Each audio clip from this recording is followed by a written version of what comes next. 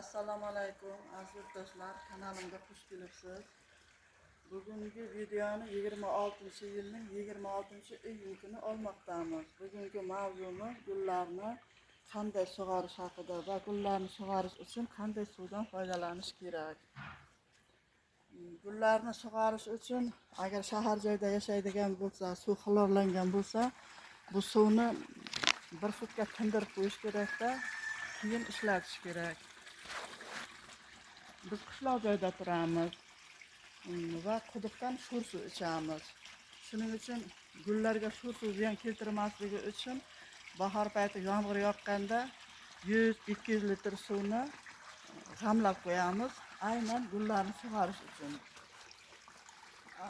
Yomg'ir suvi olganda avval rosa yomg'ir yog'ish kerak, undan keyin olamiz. Agar qor yoqqan payt erigan qor suvi bo'lsa, undan ham yaxshi hisoblanadi. Gullar sug'orish bo'yicha 3 guruhga bo'linadi. Unda birinchi guruh juda kam suv ichadi. Birinchi guruh juda kam suv ichadi. Bularga kiradi Mammillaria, Peperomia, Malachay Milia, kaktuslar. Ayni bular kaktusning nomi esimdan chiqdi. Va krassula. Bu gullarni hadeb sug'orib bo'lmaydi. Bir sug'organdan keyin tuproq quritib, juda ancha payt quruq turishi kerak. Agar bularni hadeb sug'oraversa, avvalo barglari yumshab qoladi. Yana ham ko'proq sug'oradigan bo'lsa, bularning tomiri chirib ketishi mumkin.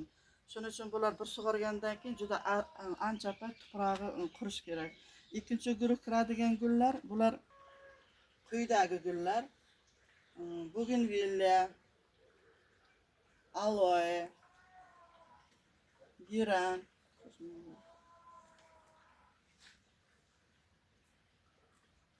begonia fista, begonia коралловый, китайская роза. Kitaysimiz gullashdan to'xtadi.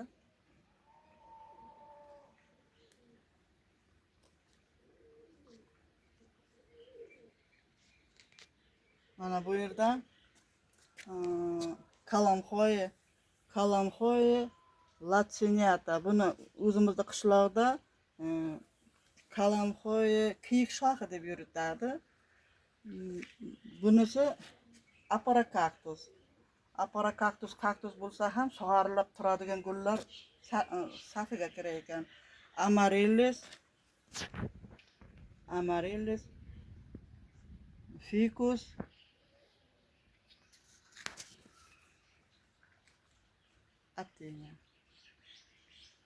Aptenia gulimiz salgina ochilmay turibdi.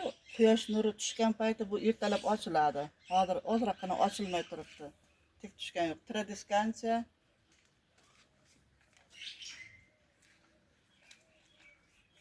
Citriasia,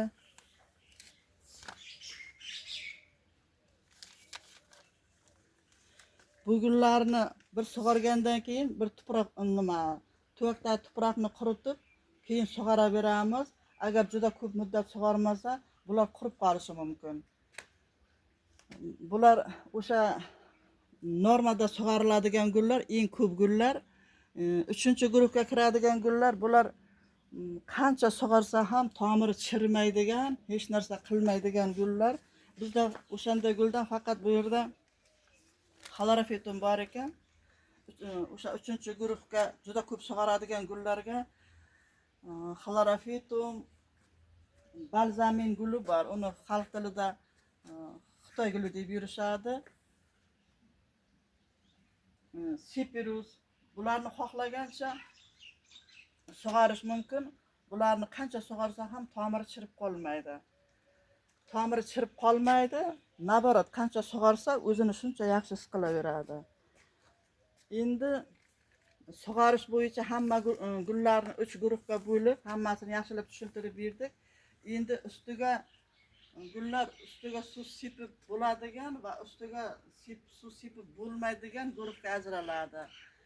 O'sha suv sepib bo'lmaydigan gullar sarasiga bizdan bu yerda sitkriaziya. Sitkriaziya. Bu gulga suv sepib bo'lmaydi. Agar suv sepadigan bo'lsak, ustida dog'lar bo'lib qoladi. Shuningdek, geranga suv sepib bo'lmaydi.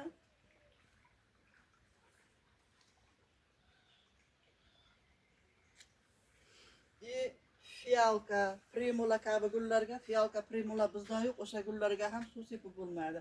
Chunki ularning bu sitkriaziya, giran, kampanula, primula, fiyalka ularning barglari tukli bo'lgani uchun ham ularga suv sepib bo'lmaydi. Suv sepish mumkin bo'lgan gullar, bular yana ham o'sha xlorofitumga xohlagancha suv sepish mumkin, xohlagancha suv sug'arish mumkin.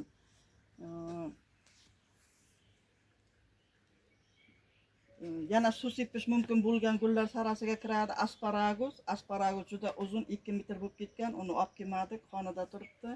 Keyin peperomia, tradescantia, oleander. Mana peperomiyani bir sirama ko'rsatdik.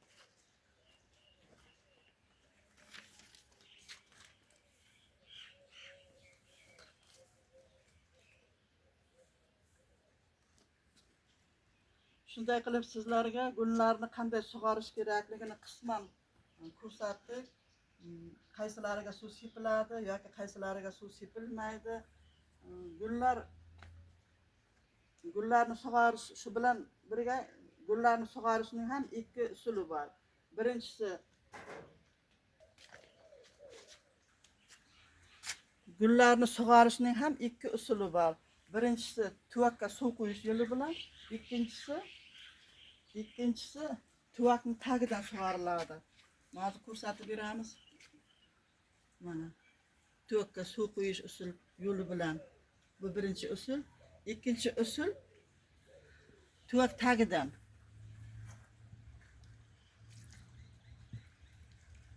Mana patnisga suv quyib qo'ydik.